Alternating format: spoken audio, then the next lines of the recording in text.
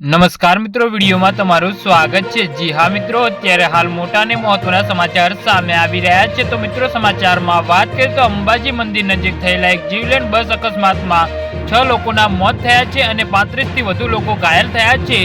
પ્રાથમિક તપાસમાં જાણવા મળ્યું છે કે ડ્રાઈવર દારૂના નશામાં હતો અને વાહન ચલાવતી વખતે વિડીયો રેકોર્ડ કરીને તેનું ધ્યાન ભટકાઈ ગયું હતું। જી હા મિત્રો, આ અકસ્માત એક વ્યસ્ત રોડ ઉપર થયો હતો, જેના કારણે અંધાધૂંધ સર્જાઈ હતી અને કલાકો સુધી વિલંબ થયો હતો। પ્રત્યક્ષદર્શીઓએ આ દ્રશ્યને ભયાનક ગણાવ્યું હતું, જ્યારે કટોકટી સેવાઓ ઘાયલોને બચાવવા માટે અથાગ મહેનત કરી રહી હતી। જી હા મિત્રો, અત્યારે હાલ દુઃખદ સમાચાર સામે આવી રહ્યા છે। તો મિત્રો, સમાચારમાં વધુ વિગતવાર વાત કરીએ તો ગુજરાત પોલીસે ફરાર ડ્રાઈવરની શોધખોળ શરૂ કરી દીધી છે।